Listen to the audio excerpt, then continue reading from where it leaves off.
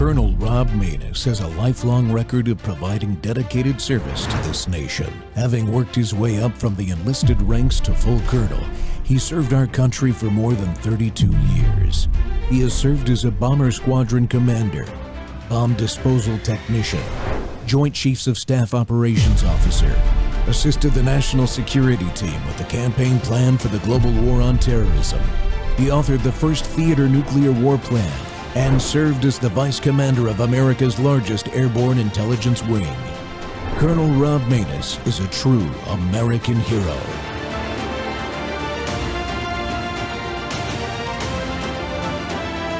This is Rob Maness Live. Pennsylvania YouTuber Mr. Satan,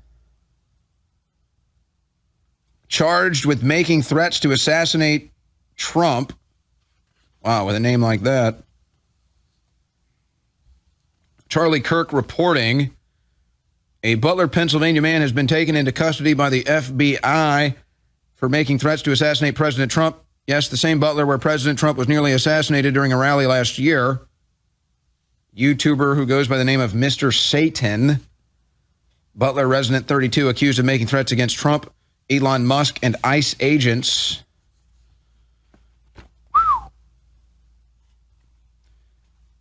You know, this is, apparently he's making these videos in January and through April. I guess they have some record of firearms and ammunition that he owns too, that he purchased after the inauguration. Well, there's nothing illegal about that, but considering the things he was saying, I suppose, bit of a problem there. This is going to be interesting because where do you go from here? Obviously, this individual is not the only person making threats against Trump and Musk. There are thousands of people that do that every day. Do you go after all of them? How do you decide who you go after in that situation? And I'm not standing up for the people that are making these threats. You're going to get what you deserve if you do that. You're not very bright. I'm not sticking up. I'm not standing around for you. And that's probably how it should be. But at the same time, you can go on X, you can go on YouTube, you can go on any social media platform. These people are always promoting this. Incited to violence, the American left's epidemic. And yeah, it's an epidemic. Welcome back to True Thursday on the Rob Maness Show. And we're live on Worldview Tube, our X Spaces simulcast, Rumble, YouTube, Truth Social Plus. Go check that one out. It's a really good channel. Amazon Fire, Apple TV, and Roku. Well, you just heard that. Another threat that President Trump was revealed just last week. Sean Monpert of Butler County, Pennsylvania, was federally charged by acting U.S. Attorney Troy Rivetti for making threats to assault and murder President Trump and other United States officials and even ICE agents. The FBI identified Monpert as a YouTube user, Mr. Satan, who posted threats between January 15th and April 5th, 2025, just like you heard Owen talking about there. Investigations linked to the account to Monpert's Western Pennsylvania home revealed he obtained a firearms permit after Trump's inauguration and admitted to stockpiling guns and ammunition, which is not illegal. Threats, though, included plans to assassinate the president, kill ICE agent, and incite violence against officials. Once again, Monpert was arrested by the FBI and Butler Township Police. Just a few minutes before then-candidate Trump was shot in Butler, PA on July 13, 2024, today's guest, the mayor of Slippery Rock in Butler County, Pennsylvania, J.D. Longo, was having a nice conversation with him about how they were going to deliver PA in the presidential elections and was right there when the assassin fired his bullets. He also spoke at the Return to Butler rally, showing these Democrat terrorists that Americans will not be deterred from taking our country back. JD's a Marine combat veteran that shouldn't surprise anybody, a Trump elector, a former director at Early Vote Action. You heard it, Early Vote Action. He's an educator and first-generation American. JD, welcome to the Rob Maness Show, sir. I appreciate you coming on. Rob, thanks so much for having me on. It's a pleasure to be here with you today. Thank you. I've been wanting to tell your story for a while now, but before we get into that, let's talk about this Mr. Satan guy, which is right there in your backyard again. What is going on? Is something going on in Butler County, Pennsylvania, or Pennsylvania as a whole? Is there a large contingent of like Antifa or something?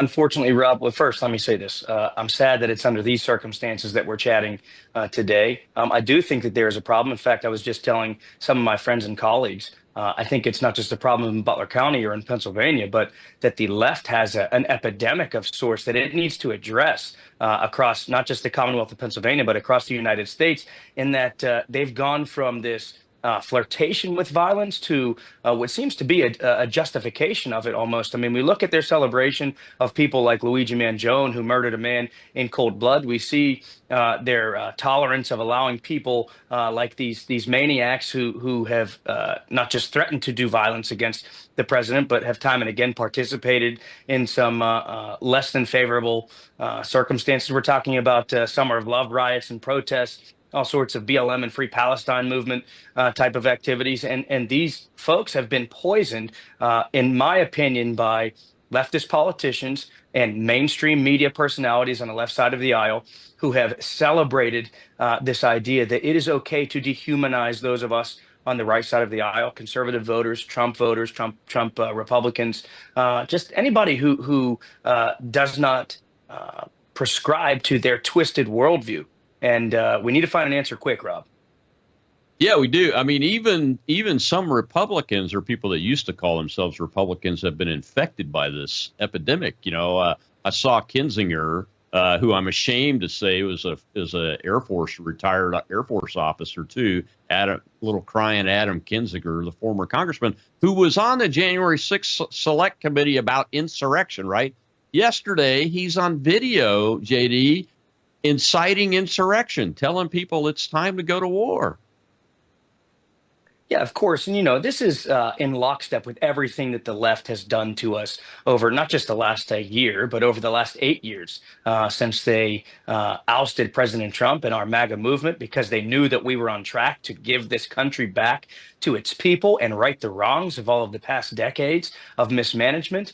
You see time and again how they describe us as Nazis, as fascists, and this is par for the course in their plan to dehumanize us, to make people in their realm think that it is okay not just to treat us with disrespect, but to do anything that they can by any means necessary to silence us or remove us from positions of influence. We see, again, we could talk about all the politicians who we saw not just inciting insurrection today, but let's look over the last 8 years. Individuals saying, if you see a Republican or somebody associated with President Trump at a restaurant or out in public, you push back on them. You tell them they're not welcome. This is exactly what we can expect, Rob, this kind of flirtation with and execution of violence against the president and his supporters when you tolerate and allow for language like that. And look, I'm all for freedom of speech, and I'm all for the Second Amendment. You and I are veterans. We took a solemn oath to uphold and protect and defend the Constitution of the United States against all enemies, foreign and domestic. But these folks are taking it a step too far. What they are flirting with is not protected and should not be tolerated by any means. Yeah, exactly right. That's why I pointed out in my monologue that the guy buying a firearm and stockpiling ammo is not in and of itself illegal. We all have the right to do that, but it's in the context of his threats and the timing of it and those kind of things where you have to roll that in and take that into consideration. And it is against the law to make a threat against the United States president. There is a law against that, so that's not protected by the First Amendment. JD, what do you're a longtime America First guy like I am. From your perspective, what is it about the policies that we advocate for, which are the heart of Americana? Okay, what is it about them that is driving half of the country to want to go to war with us over this? I wish I could give you a good explanation, Rob. I personally, and nobody with a brain can understand how anybody in the United States, any American citizens or a friend of the United States, could be upset with us wanting some very simple things, right? Us to not inflate our dollar to kingdom come, get our public debt under control, have transparency in government, make sure that consumer goods and services are available and affordable to all Americans, regardless of race, color, and creed. These are purely American issues, and they benefit everyone. And yet, we have folks on the left who are fighting us tooth and nail. They're even going so far as to say that a guy from El Salvador was wrongfully deported back to his country. And by the way, we're talking about a criminal here that these people are defending. It makes you wonder what is in the water. If you go back, though, a couple of decades, Rob, a couple of things are very clear to us. First of all, you have the absence of the nuclear family. That's no secret to anybody. We have replaced God with a sense of self. We are the gods of our own universe, or at least many Americans think so, especially those on the left who have put faith entirely by the wayside. And finally, let's take a look at our education. Our systems of public education, and that's all the way from kindergarten up through your graduate and terminal degree studies, are influencing our young people and poisoning their minds to think that the United States is inherently bad and evil, and that the only way for us to prosper as a country is if we dismantle everything that you and I know and love and have fought for. And we need to make sure that we are filling those spaces the same way as the leftists are, because, Rob, I got to tell you, every classroom almost in America is filled with a leftist, socialist, or communist prescribing individual, and they are touching the hearts and minds of our children. We got to fill those spaces as well. And finally, I think that we need to be vocal, as we have been, and continue to fill the airwaves and fill television, fill classrooms, the dinner table. We need to have these uncomfortable conversations. Because this is where we've come to now, because we've decided it was impolite to talk about religion and politics. Yeah, I'm glad you brought that up. I was so pleased. This is what I voted for when I voted for Donald Trump, especially the second time. He declares Holy Week, and puts out big statements about it, and it comes from his heart, and it's what he really believes. You can tell he's grown as a Christian. He was kind of a rookie Christian in his first term and had just converted, he said. But he's grown now, and we have this entire documentation of Holy Week and what it means and those kind of things. It wouldn't surprise me if the president doesn't try to make Easter a national holiday, which it probably ought to be anyway. I hope he does, Rob. Holidays in this country, it's the most important one. Were you okay with him doing that? Absolutely. Look, anybody who wants to fight the reality of the situation, and that our founding fathers, even those that were not Christians, and could have been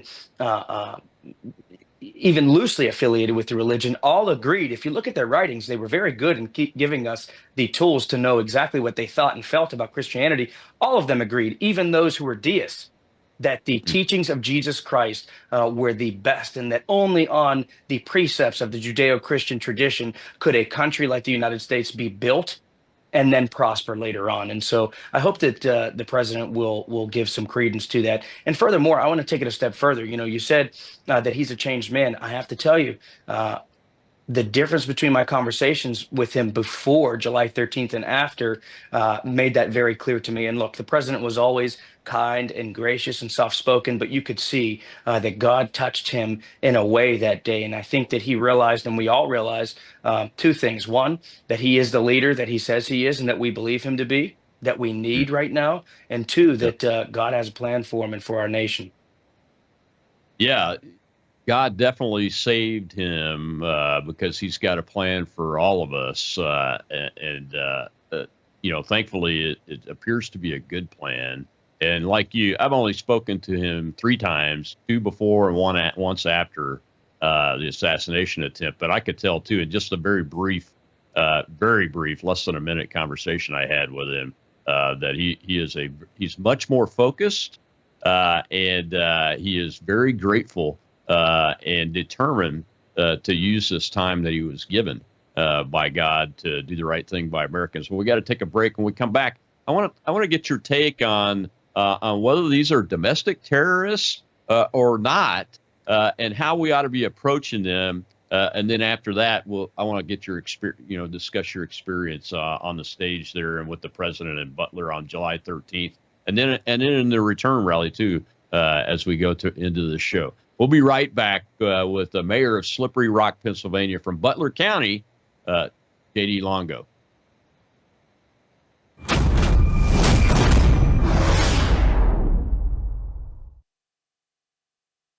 But with Brandon, it's always cutting edge stuff happening in the world, and it's not just from the political angle, because you can get that on other platforms, but it's always from the biblical angle. So you're dealing with a guy that loves Jesus, you're dealing with a guy that's very intelligent, you're dealing with a guy that is cutting edge conservatism, and you're dealing with a guy that wants to be biblical all at the same time.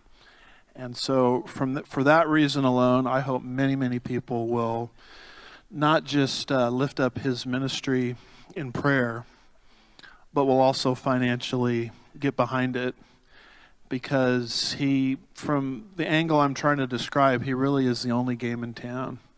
And we desperately need it in these last days. Can I get an amen to that?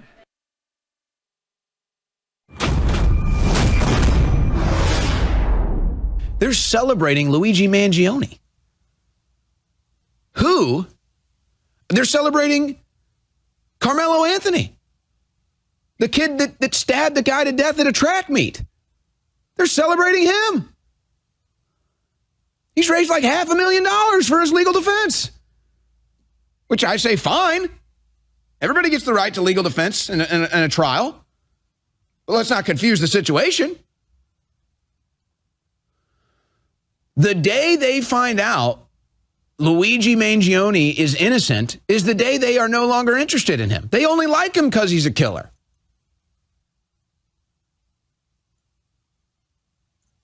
And so, okay, where do you go from here? I can see the slippery slope argument, but like I said, I'm not sticking up for this. I'm not getting on that hill. You make threats to assassinate the president, you're already stupid and probably not gonna be good for you. You shouldn't have a record of the guns you purchase anyway, but let me just tell you, you're an idiot if you're on the internet making threats against the president and then making a massive firearms purchase. You're not a very bright person. So, but where do you go from here?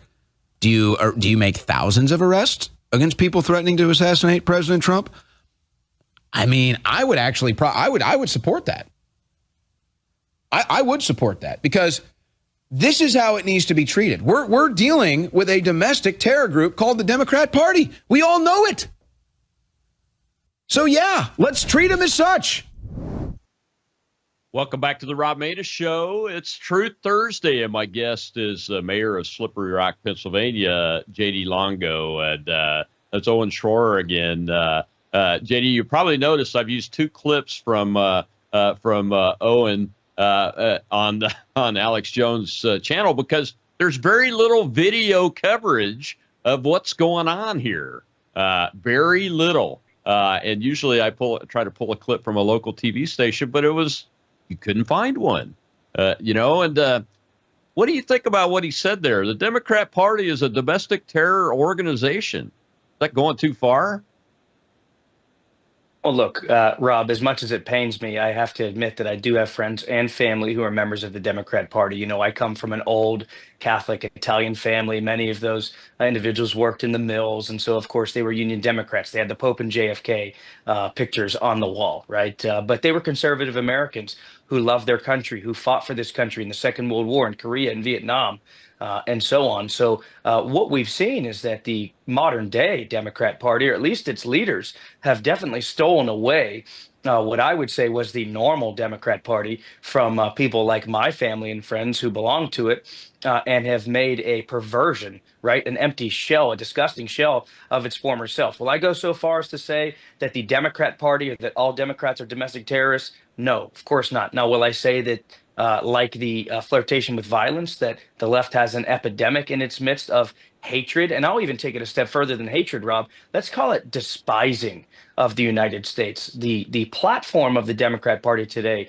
is encouraging people to despise our country. And those individuals who despise our country feel justified in doing violence toward our leaders and toward our agencies and our processes. And so, therefore, if you're going to do that and you want to take that step, by all means, you should be and you will be considered to be a domestic terrorist. Make no mistake about it. What Sean Monper did here in Butler a couple of days ago, what Crooks did on July 13th last year, whenever he took shots at the president, killing hero fire chief Corey Compertor, who's on our minds every day still in this area, it is a form of domestic terrorism, and it needs to be met with that kind of force. And that goes for American citizens as well. I'm not saying that their constitutional rights should go by the wayside, but if you want to play like a terrorist, the United States has plenty of, as you know, Colonel, has plenty of experience in dealing with terrorists around the world. And if you're gonna be in league with those people, then you'll be treated as such. And that's my opinion on it, sir. Well, yeah, I mean, it's look, the controlling powers in charge of the Democrat Party today are Marxist communists, in my opinion. And terrorism is a tool that the left has used for generations now. It goes all the way, back to the Bolshevik Revolution and everything beyond that's come afterwards and everything. So I'm not surprised that somebody might want to call the whole organization, everybody in the organization, terrorists. But Republicans have been called insurrectionists. We're all insurrectionists. Remember that? And Tulsi Gabbard, the DNI, just released unclassified the domestic terror strategic plan that the Biden administration used on who? On us. So there. Yeah, I agree with you. I mean, there's a line there that when it's crossed, we have to be compelled to act. And the law says that this is an act of domestic terror. The definition does. So I totally agree with that. I also wanted to ask you, JD, do you think, let me rephrase it. I think there's an element or a high potential for an element of foreign intelligence services involvement and maybe even domestic intelligence agencies in our own government involvement in some of these assassins that have been caught, uncovered, and those kind of things. Do you see, as a Marine combat veteran, you're a mayor, so you're dealing with stuff on the ground in Pennsylvania all the time. From your seat, is that a valid concern that we should be looking for that? I think it should be a concern of every red-blooded American, Rob, to meet the government with questions and with scrutiny. We've seen time and again how our government has lied to us and has misled us on a lot of different things. Of course, there are 1,000 questions surrounding the assassination of President Kennedy. The list goes on. And so we can even bring it to the modern day. The simple fact is the FBI was targeting Catholics. The FBI was targeting parents who were concerned about the rights of their children and their rights as parents in school districts. So to say that any of the intelligence agencies or any government agency in the United States doesn't have the potential, or that somebody within those agencies doesn't have the potential to do wrong by the United States or to try to undermine our president and his authority would be naive at best. We even just saw the Secretary of Defense and the Department of Defense unfortunately suffered from people inside who were deliberately working against the interest of Americans by choosing to undermine the directives of the president and the Secretary of Defense. And so we see it all over the place. And so I think it is healthy for us to ask questions and make sure that we are treading lightly whenever we're dealing with these agencies. But I'm sure, like a lot of Americans, I'm very hopeful that under the direction of President Trump, FBI Director Patel, Department of Homeland Security Secretary Kristi Noem, Pam Bondi, that these individuals, these leaders are going to root out these troublemakers and that they are going to make our agencies once more work for the American public. Yeah, I'm with you on that. I'm very pleased so far with what the appointees that the president has put in place to do. I think I would like to see them move faster on some things, like holding people accountable for the January 6th thing and those kind of things. But, I also understand where they're at in the process, too. Those are some big organizations with a lot of personnel, a lot of capabilities, a lot of tentacles. But yeah, I agree with you. I think they're going to do okay, and I look forward to that. On the Foreign Intelligence Service side, there's a lot of reporting, and has been for several years now, ever since the president killed Soleimani, the IRGC Quds Force general in Iraq, that the Iranians have been trying to recruit, train, and resource assassins inside the country to get him. Are you seeing any indication of that from the investigations so far at all? You know, Rob, I don't have access to the broad range of intelligence on things at that level. But if I were just going to make some educated guesses, if I were the United States, I would be concerned about foreign intelligence agencies and foreign actors trying to get to individuals who are suffering from severe cases of Trump derangement syndrome to get them to move in a bad way against the president, his agents, and his supporters. And so I'm confident that our current agency heads are keeping an eye on that. And I think that it's our job as Americans on the ground here to make sure that if we see something, we say something. You know, every day I see all sorts of veiled threats against the president and against conservatives in general. And I make it a point to make sure that I am pointing those out, the worst of them, to law enforcement agencies. I'm reporting those comments online. And it's not because I don't like free speech. It's because whenever you say something that is very clearly violent and disgusting and abhorrent, unfortunately, we're at a point in our history where we can't let things like that just go unnoticed. We have to take notice. And so I really hope that it's not the case, Rob, but there's certainly potential for all of that. Yeah, I just did it this week to the FBI with a swatting threat, that I was privy to. So absolutely right. Well, we got a question in the audience. Let's go ahead and take that before we get to the next break. Go ahead, Rob. Rob's our host over there. Colonel, we have Colonel Burton. Hey, yep, JD, thank you so much for your service. Thank you for what you're doing now. My question goes kind of back to what Colonel Maness was alluding to a minute ago. It's like there's no way that there's not a broader conspiracy in Butler, Pennsylvania, right? There's a van that is out there. There is the house that was cleaned up. And all of a sudden, it's like we've been, not blackpilled, but just it's like memory hold. The investigation that's going on. Do you have any indication that there's a investigation that is active, looking for a broader conspiracy and the people behind this guy? He was on the phone. We have pictures of him on the phone. Can you put some meat on this bone and make us and let us know that this is actually, we're going to get to the bottom of the people behind trying to kill President Trump, because there's no way it was just that kid, right? Colonel, thank you for your question and for your service. I share your frustrations. Everybody who was with us on July 13th, and I'm talking on behalf of us as speakers and participants, as witnesses to it, as somebody who sat feet away from Corey Compertor, who was tragically murdered that day. We're also frustrated at the seeming forgetfulness of everybody in the country. And I wish I had an answer for you as to whether or not there was still an active investigation going on.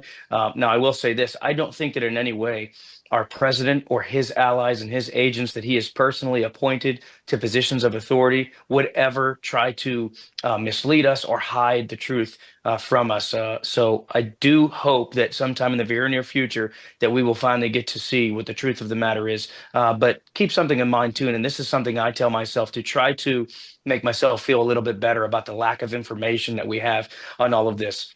You have decades worth of bloated political bureaucrats, right, who are appointed, not elected, by a leftist, a Democrat, a liberal machine that are still deeply ingrained and entrenched. They have their claws in our system. And at every step of the way, they are trying to undermine the president. They're trying to slow down the MAGA agenda that the popular vote mandated. And so as we start to get these people out of the way, my hope is that more intelligence will be made available to us, because at the end of the day, the president deserves to know everything about that. The Compertor family deserves to know everything about that. The American people deserve to know everything about that day. Absolutely right, JD.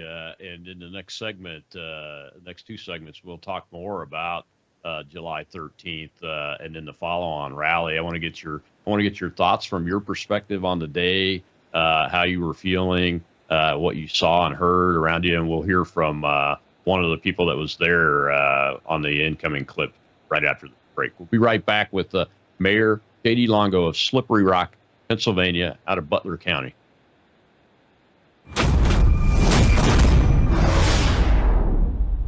All right, everybody. Hello, I'm we're Brennan House.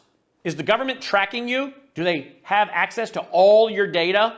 Well, if you go to worldviewtalk.com, you'll find out about a cell phone company that, well, does not store your data. They don't do that. This is what they're known for. They don't store your data. You have privacy. You're not being tracked. That's why a lot of folks are turning to worldviewtalk.com. You'll find their prices are very competitive. All the details are there at worldviewtalk.com. Again, worldviewtalk.com. Oh, while you're there, not only do they have cell phones that aren't tracking you, you can find out about how to get a satellite phone. Should the whole system go down and you want to communicate with a family member or a loved one, you might want to have a satellite phone. Or how about their solar generators? They have great solar generators. Check them all out right now. Worldviewtalk.com, worldviewtalk.com. One thing people don't know is before he said fight, fight, fight, I could see him. He says USA twice. He's still on the ground. And then I see him turn and get up and say fight, fight, fight. Wow. And so we talked about that. And I said, why? And like you did. And he said, well, Selena, at that moment I wasn't Donald Trump. I was symbolic, even though I wasn't president yet. Again, I had once been president. I had an obligation to show that the country is strong, that we will not be defeated, and that we are resolute. I did not want to be the symbol of America being weak. Jeez. So the first thing I think people should know is that he called me first thing in the morning the next day. And before I could even say hello, he said, Selena, are you okay? Is your daughter okay? Isn't that crazy? And I kind of swore at the president, and my mom's going to be mad when she reads this part. But I said, are you bleeping kidding me? You're the one that was shot, right? But it was just so stunned that was the first thing he was thinking of. It. And it was dark 30 in the morning. Like, it was really early in the morning.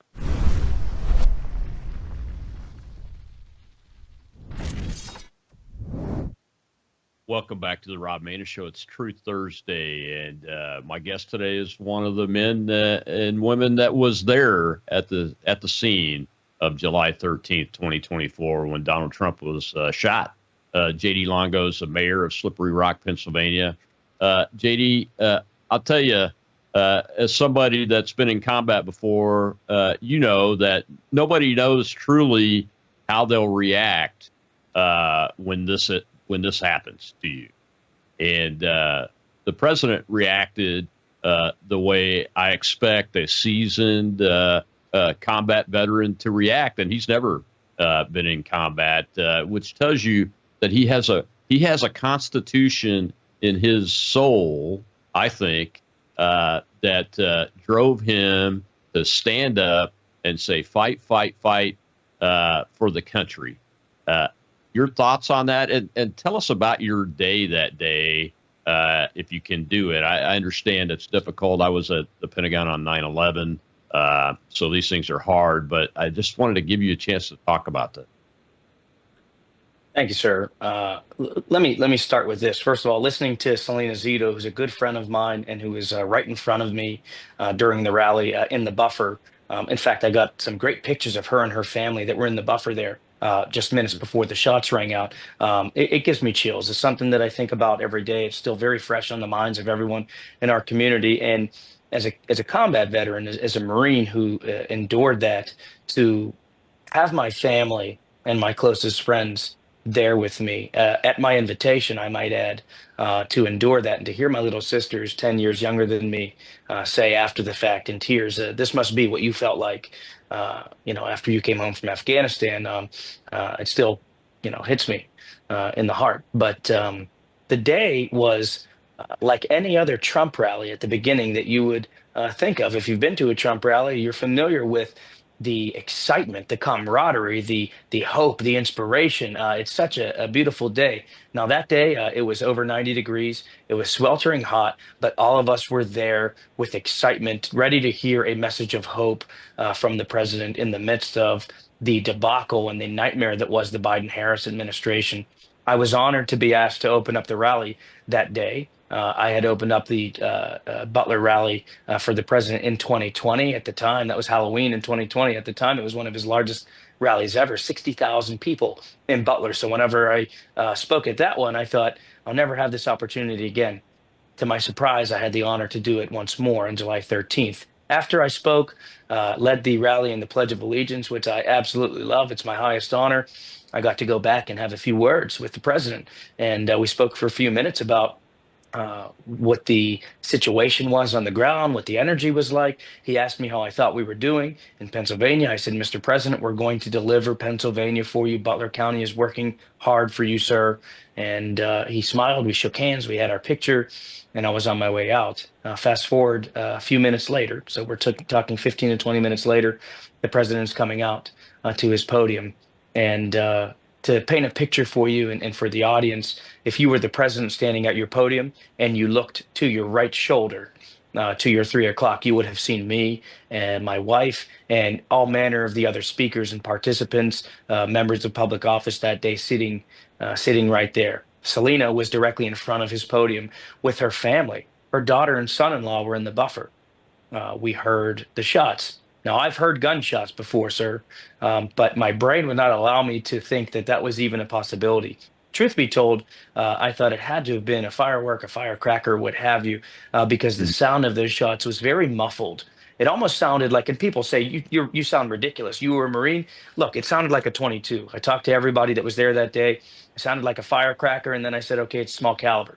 Of course, we know that it was an AR-15 later.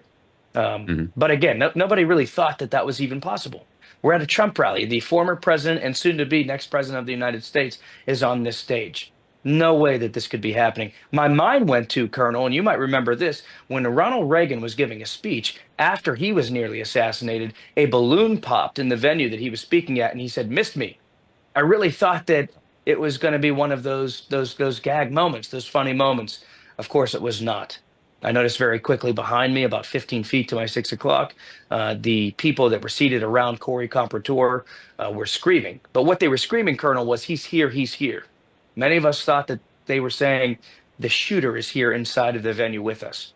I realized quickly after that it wasn't inside, but it was actually outside of the perimeter that the shots were coming from.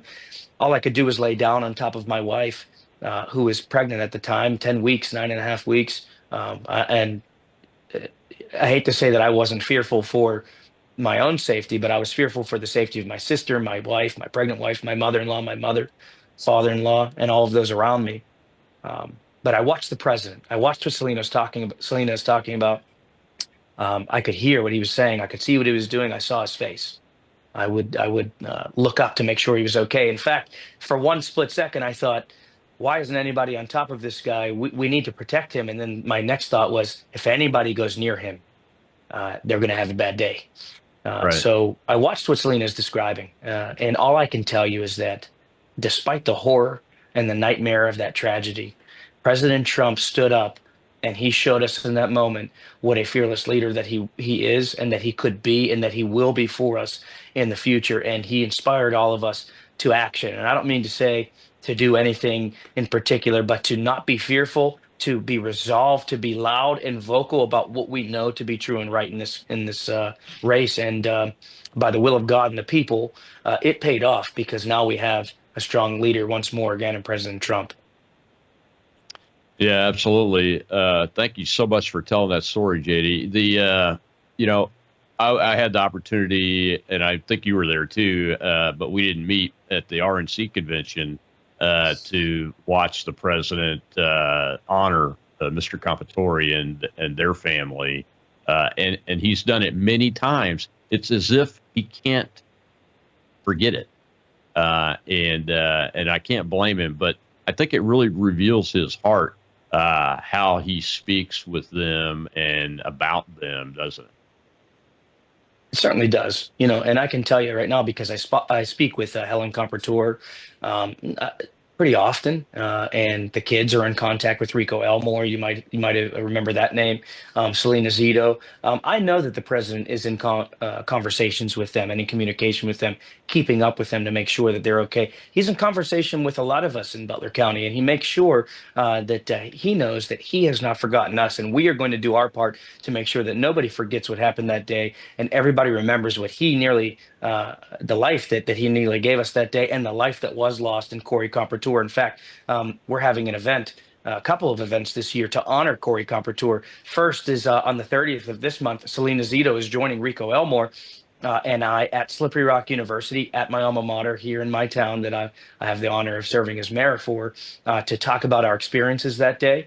Later on July 12th of this year, we're having a ride. It's called Corey's Cruise. It's going to be a benefit for or in Corey Compertour's honor and in his name. We're very excited about these things, and not because we're excited about, of course, what happened that day, but we're excited that we have the opportunity to honor these folks who deserve it the most. Yeah, Corey gave his life for our country just as much as you or I would have in the combat zone. It's you mentioned it at the beginning of the show that it's sad to have to talk about these things and everything. And as somebody that served the country in wartime, you and I both have done that. I think that's why you said that it's sad to have to talk about these things, because we were starting out talking about the Democrats, the crazy violence that their members keep imparting on American citizens, including this president and all those around him. JD, it really is puzzling. So Corey is just like any other war veteran, in my mind, and he died protecting his family and serving his country, just like anybody else. How is the family doing? Are they doing well? I don't want to speak on their behalf, Colonel, but I will tell you this: in my conversations with them, and especially in my conversations with Helen, his wife, I know that they're hurting. I know they're still trying to make sense of it, but I have to give them all the credit and kudos in the world because I can't imagine the hurt that they feel every day in the absence of their father and their husband, and yet they're out there making sure that their husband and father's name, the name of Corey Compertour, is not forgotten, that it is honored, and they are confronting the ugliness and the tragedy of that day head on, which I think is a lot more than many would be able to say that they could endure or hope to be able to perform that duty if they lost a loved one in the way that the Compertours lost Corey. So all honor, goes to them. I just think the world of them, and again, our thoughts and prayers are with them every day. Yeah, I've only seen them from a distance, but I picked up on the same thing. They're very stoic and appreciative of the attention, but you can tell they're hurting, and they're in our prayers every single day, as are all the people of Butler County, Pennsylvania, because this is a tough thing. When the rally came back, and I was surprised people were surprised that he would actually do it. Because I'd been saying all along, I said, I bet you he goes there again sometime.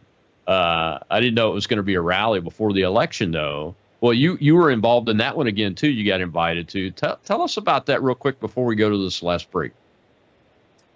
One of the greatest honors of my life, Rob, after earning the title of United States Marine, marrying my wife, and having my firstborn daughter 10 weeks ago, was to serve as the master of ceremonies for the return of President Trump to Butler on October 5th of 2024.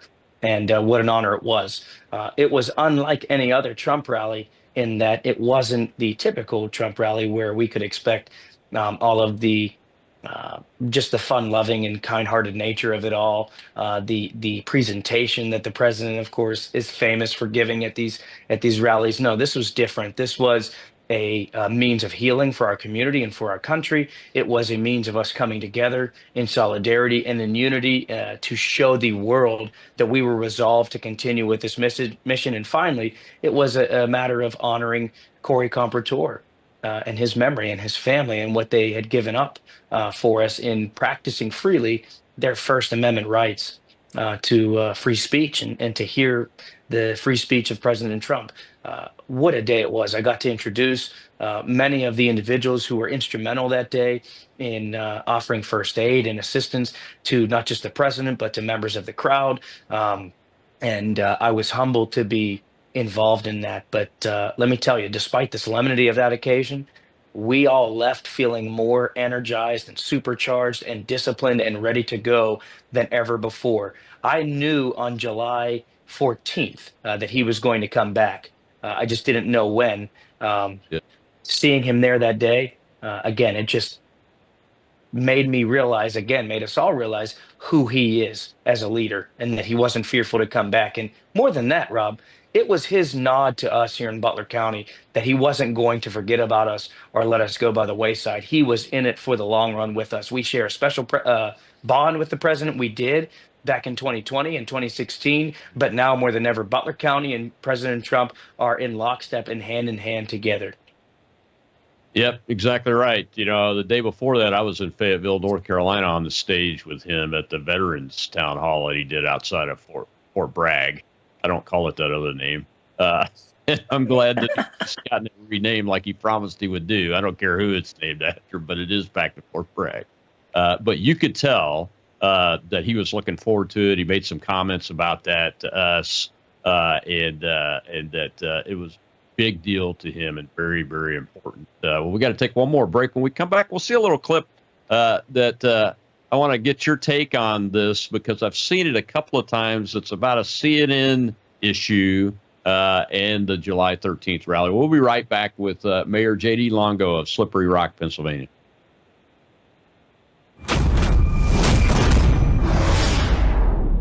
All right, everybody.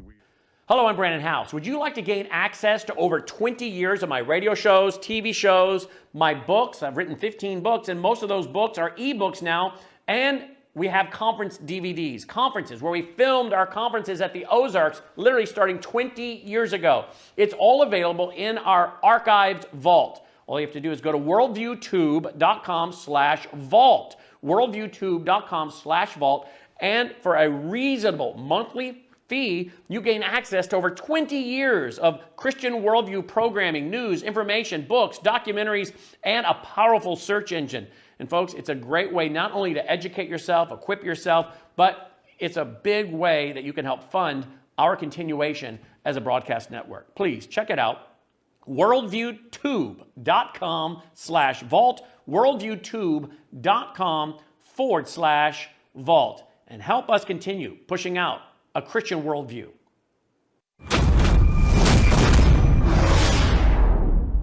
What we know is you have a very young kid who was filmed. They knew he was there with a rangefinder a half an hour before the event.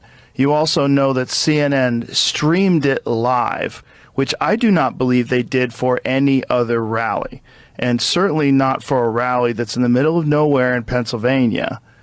Like, there's a lot of weird shit. Welcome back to the Rob Maness Show. It's Truth Thursday, and we've had the honor of having as our guest today the mayor of Slippery Rock, Pennsylvania, in Butler County, Pennsylvania, J.D. Longo, with us, who's also a Marine combat veteran, a dad, a husband, an educator, has worked as a director for Early Boat Action, and was a big part in the president becoming president of the United States again, because as I tell you all the time, Pennsylvania was the key. That's why it's called the Keystone State. And in this case, it really was. JD, I had to play that clip because the first time I ever saw it, it really struck me as odd.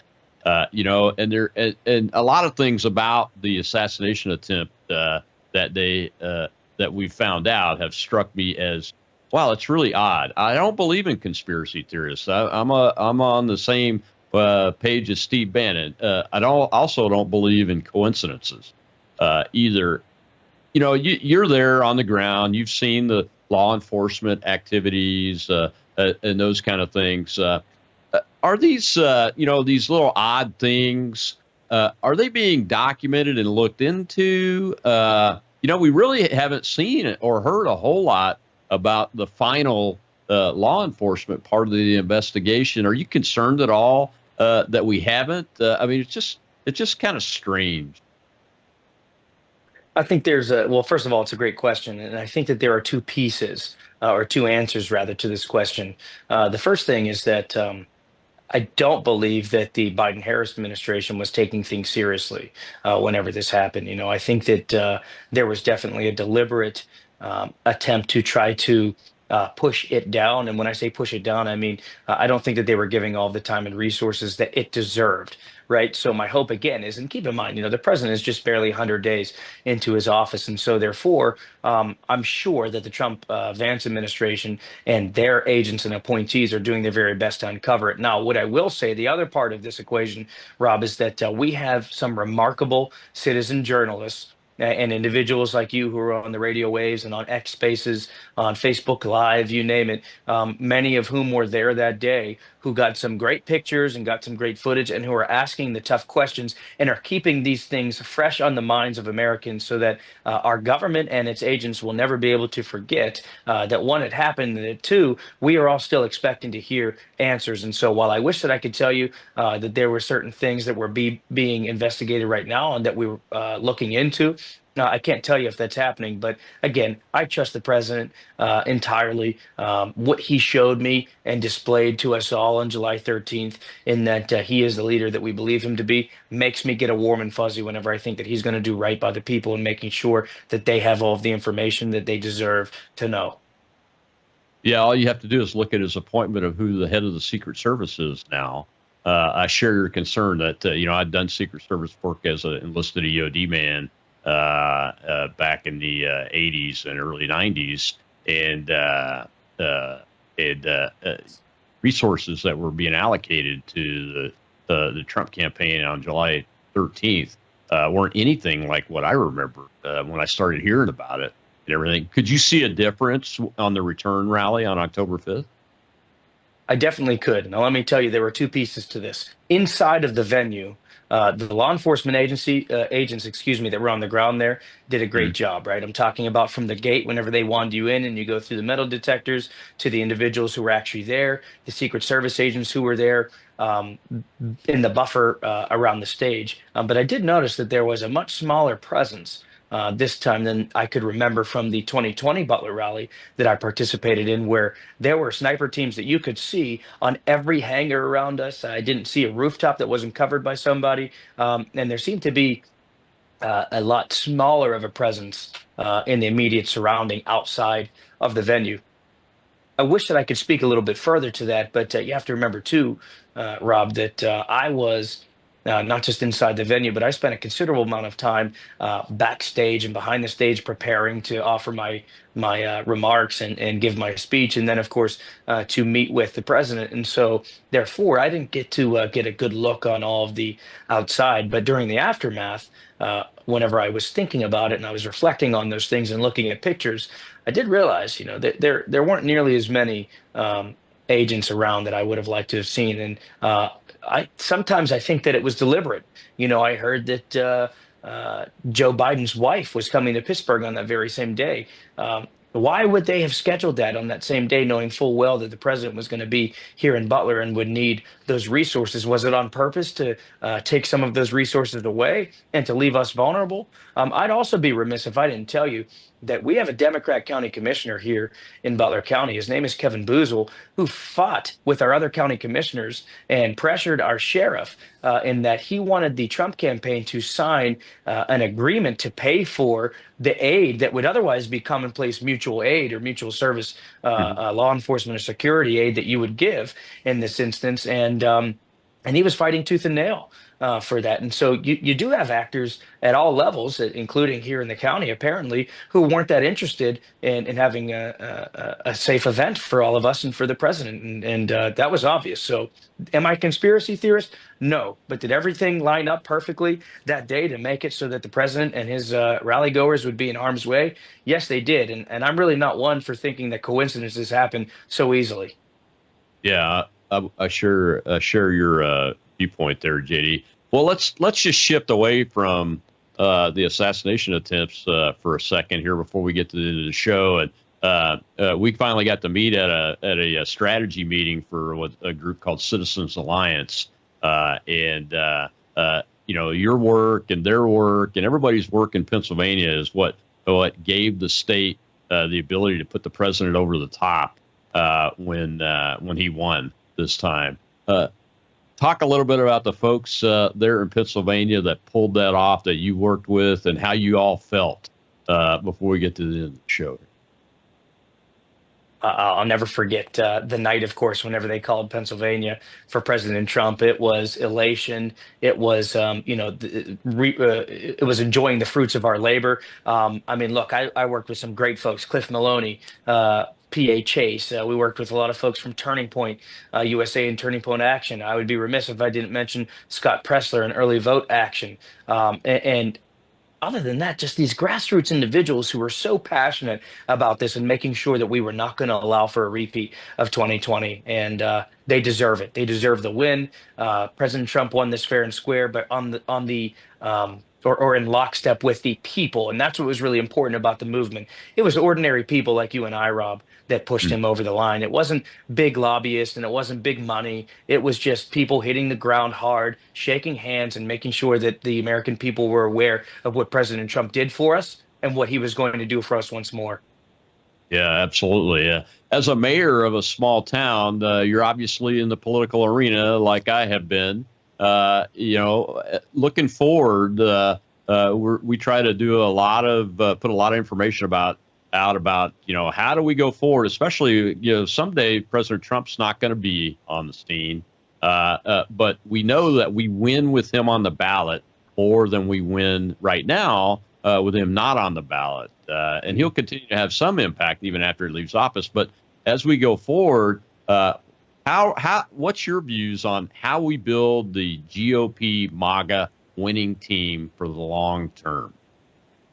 Well, it's simple, Rob. It's from the ground up. We need to quit thinking that only every 4 years that we need to come out and vote, right? We need to vote every year. Right now in Pennsylvania alone, and by the way, this includes me. I'm up for re-election. I'm running for a third term. You have mayors, township supervisors, members of council, countywide judges, school board members. My goodness, one of the most important posts that somebody could hold in our government are running for election. And so we need to make sure that we're not getting lazy and complacent, Rob. So I want to give a call to action to everybody that's listening to your program right now. I want you to go and call 10 friends and family, make sure they're registered to vote at their current address as Republicans, and make sure they get out to vote in the May 20th primary in Pennsylvania and in the November 4th general in Pennsylvania and all across all of the states in the union, because without us making sure that we're building a strong foundation on the ground level, we can't hope for President Trump and his allies to be able to push forward the MAGA agenda and keep it enduring past his tenure as president. We need to give him a strong base. And so I hope that you all join me in that. Make sure you're going out and doing your civic duty every year. Absolutely right. Well, I want to give you the chance to leave us with one more message, and that one is extremely important. But what do you think is the most important piece of the MAGA agenda that pulls everybody together? I mean, we're pulling people, like young people are polling as conservative Republicans now between the ages of 18 and 21, especially young men, in a majority at this point.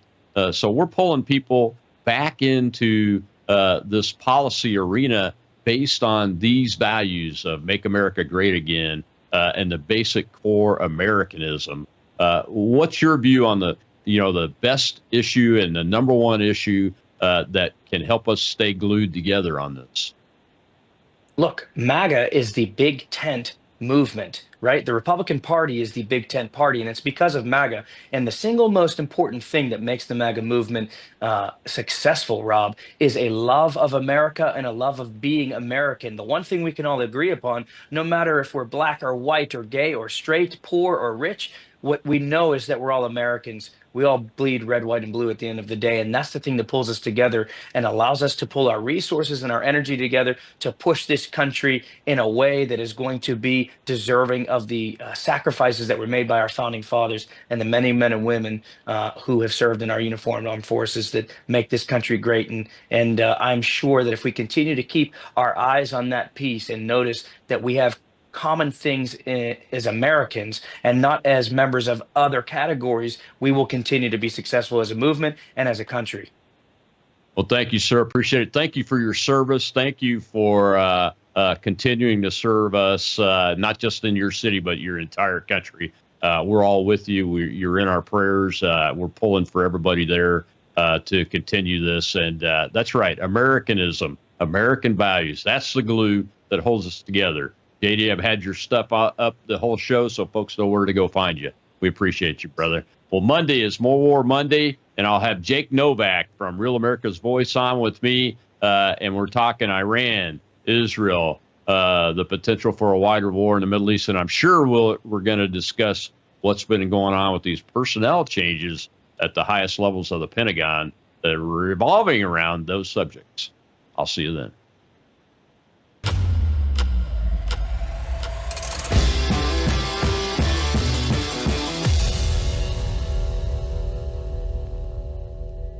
You're watching Worldview 2, built on the 35